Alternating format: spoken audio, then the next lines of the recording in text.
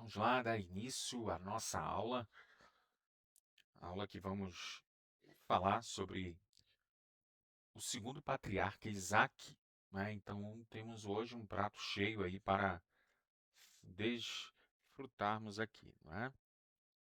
Então vamos aqui para a nossa aula em que teremos a participação do nosso curso básico em teologia, nossos alunos online, né? Essa turma que é uma turma especial.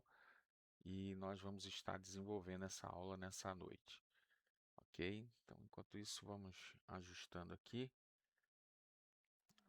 os patriarcas escolhidos. Temos aqui Isaac, já falamos aqui sobre a história de Abraão.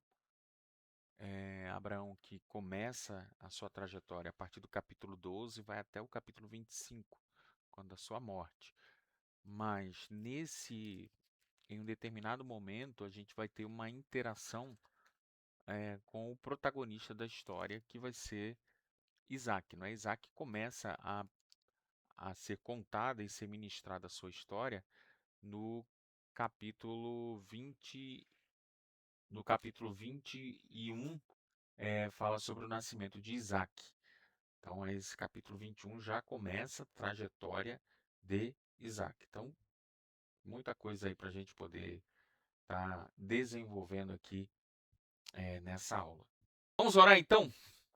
Senhor, nós te damos graças, Senhor, nessa noite, pela oportunidade que nós temos, mais uma vez, de estarmos estudando a tua palavra. Senhor, te pedimos, suplicamos o teu favor sobre cada aluno, Senhor, cada palavra aqui que seja pronunciada, venha o teu nome ser engrandecido e que possamos desfrutar de um ambiente propício para crescimento, Pai. Deus, nós te agradecemos desde já, pelo precioso nome de Jesus. Amém. E é isto aí. Vamos começar aqui. Hoje nós temos no cardápio Isaac, né? Então já avançamos aqui sobre Abraão. E hoje a gente tem como protagonista da história, né? A gente percebe que alguns dos personagens eles vão intercalar-se, não é? Você tem os 4 patriarcas aqui de Gênesis: Abraão, Isaque, Jacó e José. E aí, alguns deles você vai ter emparelhamentos, não é, desses personagens. Mas você pode ver que a história de Abraão, por exemplo, ela vai de Gênesis capítulo 12 até o capítulo 25. Você tem as histórias relacionadas a Abraão. 25 é a história, é o momento em que Abraão morre, né? Porém, alguns capítulos anteriores, você já vai ter o capítulo 21, por exemplo, o nascimento de Isaac. O capítulo 24 fala sobre o casamento de Isaac. Então, você vai ter uma interface entre alguns deles. Então, ou seja, a gente tem o capítulo 12 até o capítulo 25, o protagonista da história é Abraão. Aí, entrelaçando esse período, você tem o capítulo 21, que começa a história de Isaac, e ele vai até o 35. Porém, é, entre esse 35, a gente tem já Jacó também em alguns momentos ali. Então, hoje a gente começa a falar sobre Isaac, e a gente vai ver algumas semelhanças entre esses patriarcas, ok? Bom, eu vou colocar aqui a tela, projetar a tela para vocês, para a gente ir acompanhando aqui juntos, tá bom? Vamos lá. Ok. Opa, pode falar. Não, pode falar. Sim, sim. Ah, tá. Então,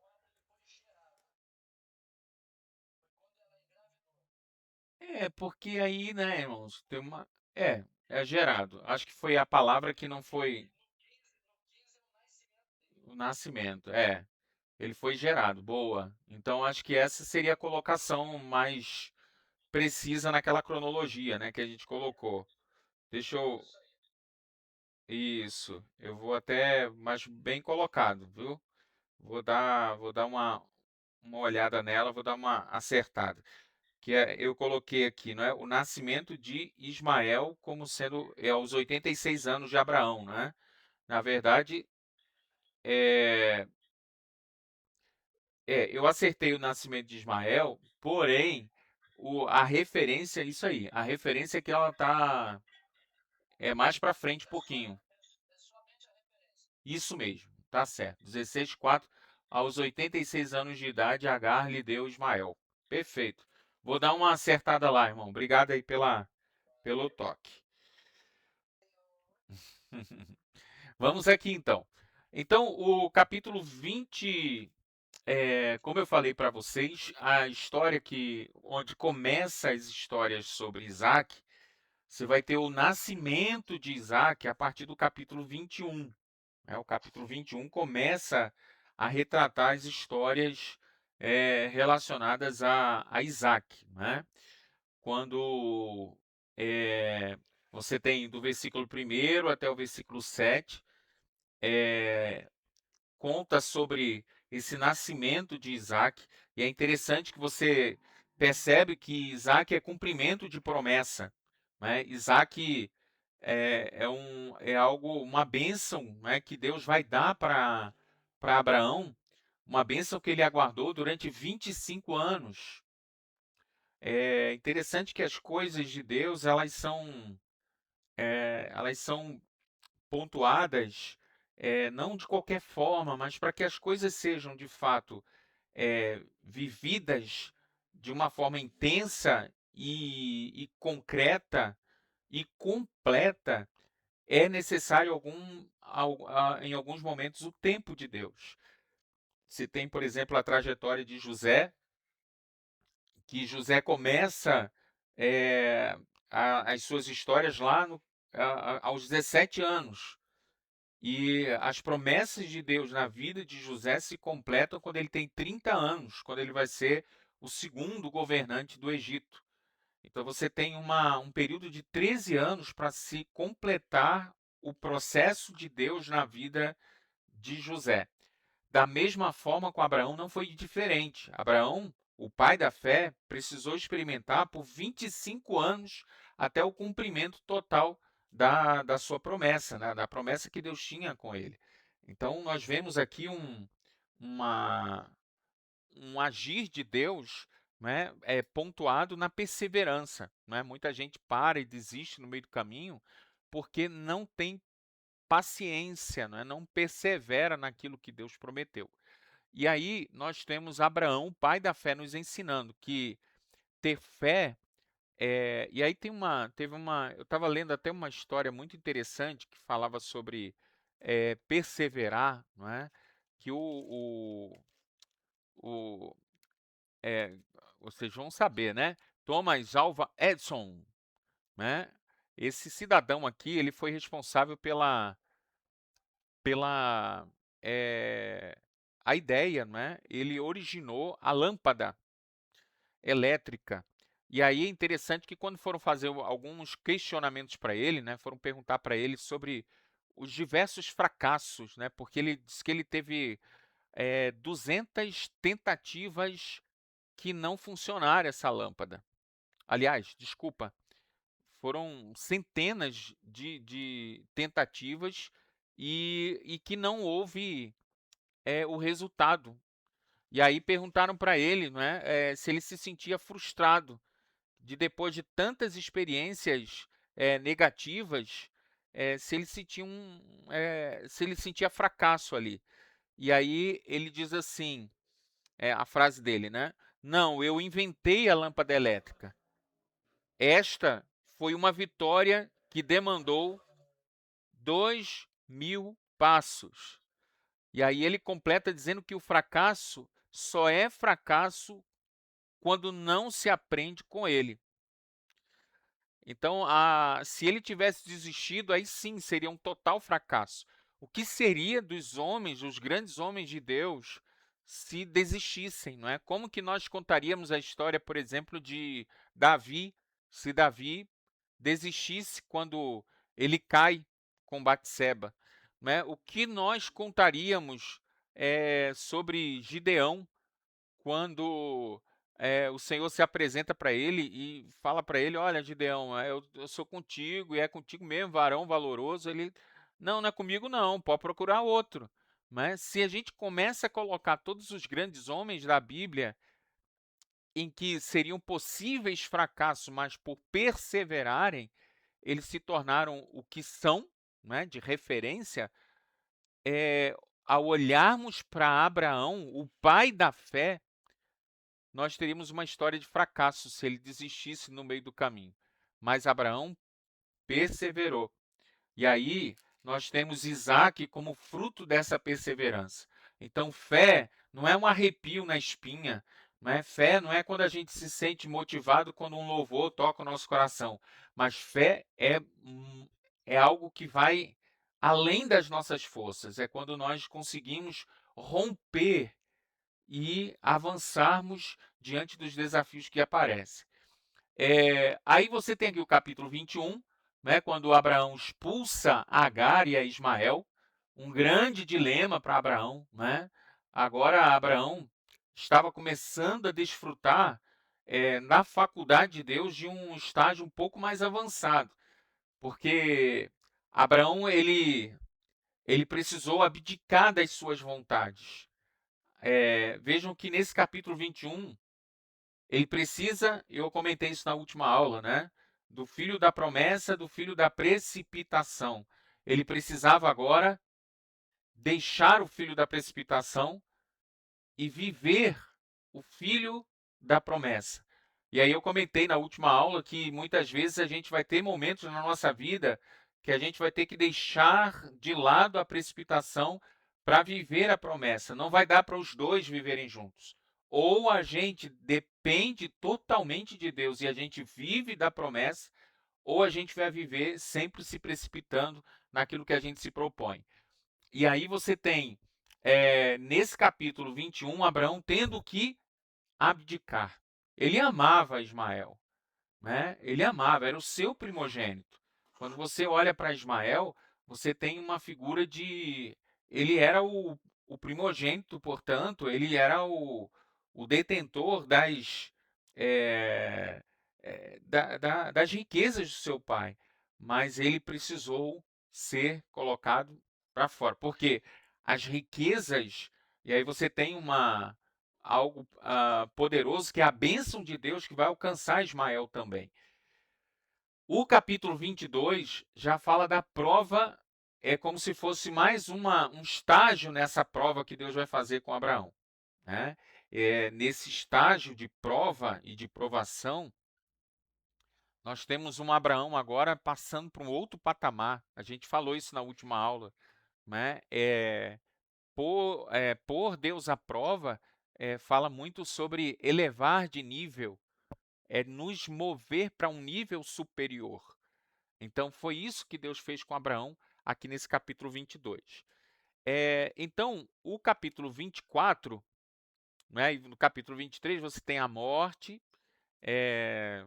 de Sara, e o capítulo 24 fala sobre a esposa que Deus estava reservando para Isaac. E aí, nesse capítulo 24, aí Abraão já estava por volta dos seus 137 anos, Abraão já estava um pouquinho já começando a querer cantar as últimas estrofes, não, mas ainda faltava muito tempo, porque ele vai viver até 175, né? Então Abraão estava aqui os seus 137 anos, enquanto Deus estava providenciando uma esposa para Isaac.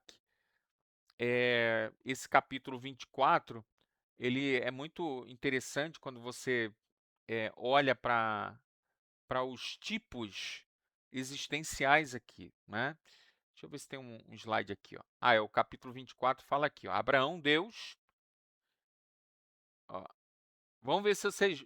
consegue, antes de eu colocar esse slide aqui para vocês, ó. Abraão, figura de Deus, certo?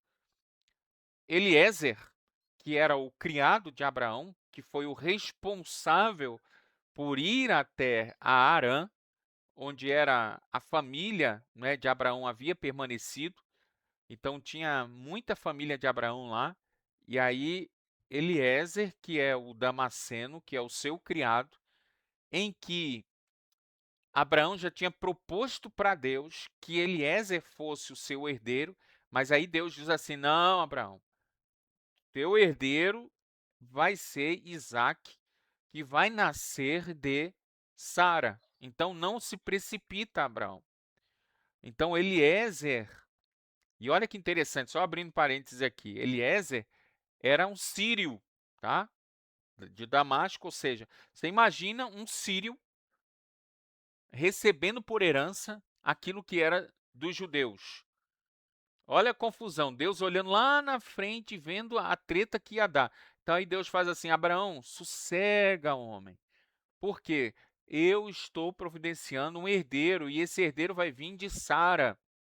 Então, Eliezer é responsável agora em conseguir uma esposa para Isaque.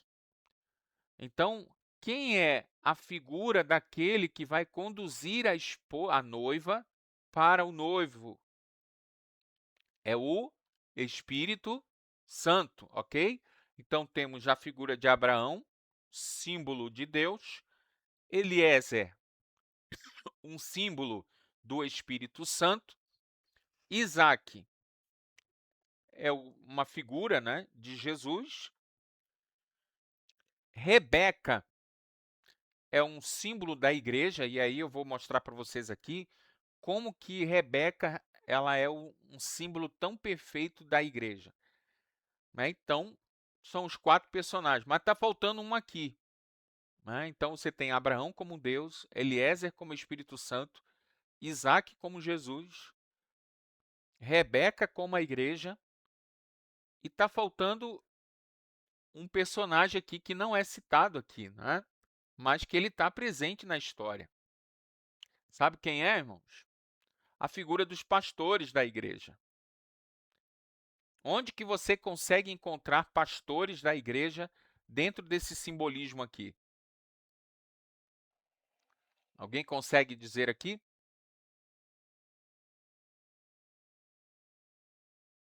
Ninguém? Então eu vou falar, hein? A figura dos pastores, né, são os camelos que carregam o fardo, né, da igreja. É aqueles que são responsáveis. Oi? Alguém quer falar? Lá no capítulo 24, versículo 61, diz assim: Então Rebeca e suas servas se aprontaram, montaram os seus camelos e partiram com os homens. Isso tipifica os pastores que levam as cargas das suas ovelhas. Tá certo? Agora, você quer ver a comparação para a gente compreender por que que Rebeca é um tipo da igreja? Olha aqui, capítulo 24, versículo 15, diz assim: Antes que ele terminasse de orar, surgiu Rebeca, filha de Betuel, filho de Milca, mulher de Naor, irmão de Abraão, trazendo no ombro o seu cântaro. Aquela jovem era uma jovem trabalhadora, assim como a igreja precisa trabalhar, desenvolver os seus talentos para Jesus, para o Senhor, não é? O capítulo 24, versículo 16, diz aqui, ó, a jovem era muito bonita e virgem, nenhum homem tivera relações com ela. A igreja precisa estar pura diante de Deus. É a pureza da igreja. É isso que o Senhor espera de nós, igreja do Senhor, não é? O capítulo 24, versículo 18, mais uma característica que a igreja precisa ter, e principalmente nos dias em que nós estamos vivendo. É ou não é? Empatia. E aí, quando nós falamos de empatia, a gente precisa conceber a ideia que a simpatia é algo que a pessoa me traz uma informação e, com base nessa informação, eu passo a ter uma, uma conexão com aquela pessoa, mas mediante aquilo que ela me apresenta. A segunda característica, quando você fala de patia, é a antipatia, é ou não é? A antipatia é o quê? É o inverso. Elementos também que a pessoa me traz em que vão demonstrar uma, um rompimento nessa relação. É quando eu observo aquela pessoa e não tenho uma familiaridade com aquela pessoa. Eu não consigo me conectar àquela pessoa. Isso por causa de estímulos que me chegam. E por isso eu tomo a decisão de olhar e dizer assim: ah, não fui com a cara daquela pessoa. Né? Mas na igreja não tem que ter isso, não, irmão, viu? Então tu vigia, é teu irmãozinho, ele vai para o céu, mesmo céu que você. Então vai orar ao Senhor, pedir para Deus mudar esse pensamento contra aquele irmãozinho lá, carrancudo, né? Mas a terceira forma que a gente precisa compreender, que é essa que a igreja precisa ter, é a empatia. E vamos dizer assim, características ou funções da empatia é a misericórdia, né? É ter o sentimento de Cristo, né? Olhar para as pessoas sem que ela me apresente nada, eu consiga me conectar a ela. É entender sem explicações, é compreender sem satisfações. É quando eu consigo observar aquela pessoa e sentir a dor, sentir misericórdia é isso, sentir a miséria dela, né? Misericórdia tem a ver com isso. Entenderam? Então a igreja precisa ser empática, assim como Rebeca foi. Outra coisa é a prestativa, ela é prestativa. O capítulo 24, versículo. Deixa eu abrir aqui, versículo 19. Versículo 19 diz assim: Depois que lhe deu de beber, disse: Tirarei água também para os seus camelos, até saciá-los.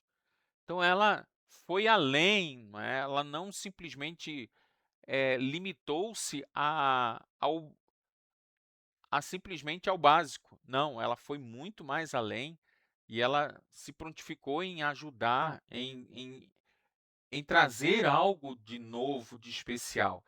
Quando nós enxergamos na palavra, não é? 1 Coríntios 15:58, quando diz assim, sede abundante, né? Constante, abundante na obra do Senhor, sabendo que o vosso trabalho não é vão no Senhor. Então, nós precisamos viver essa mensagem, viver essa palavra. Ela é hospitaleira, capítulo 24, versículo 25. E o sinal de ser uma pessoa hospitaleira é quando ela abre, ela não tem reservas em si. Ela simplesmente se prontifica em querer receber alguém. Né? Quantas pessoas entram na igreja e saem, muitas vezes a gente nem tá nem aí. Né? E aí a gente precisa olhar para Rebeca como símbolo da igreja, que tipifica a igreja, como eu preciso ser com aqueles que visitam a casa do Senhor. Às vezes tem o primeiro contato. E aí, às vezes, o primeiro contato não é um contato muito interessante, porque a gente está tão interessado num culto, né, a Deus, que tudo bem, é isso mesmo, você vai para a igreja para isso, mas às vezes a gente esquece que tem pessoas ali que só precisavam de um aperto de mão, um sorriso, algo de bom para ela. E aí a gente passa batido. Então, há uma preocupação que a gente precisa desenvolver com relação a isso. E ela era decidida. Né? Quando Labão ficou lá tentando amarrar e querer segurar que ela não partisse, ela tinha uma certeza no seu coração. Capítulo 24, versículo 58, diz assim, eu vou ler o 57 depois o 58. Então lhe disseram, vamos chamar a jovem e ver o que ela diz. Chamaram Rebeca e lhe perguntaram: Você quer ir com este homem? Sim, quero respondê-la. Então é isso que a gente precisa ter, irmão. Sabe? Não é ser meia boca, não. A gente precisa ter decisão, né? A gente tem pessoas que não são decididas para as coisas. Para muitas outras coisas, é muito espertinho, né? É muito valoroso, muito cheio de autonomia. Mas para outras coisas, não. Não é bem assim, é relativo. Não, nós precisamos sermos decididos. E é isso que Deus espera de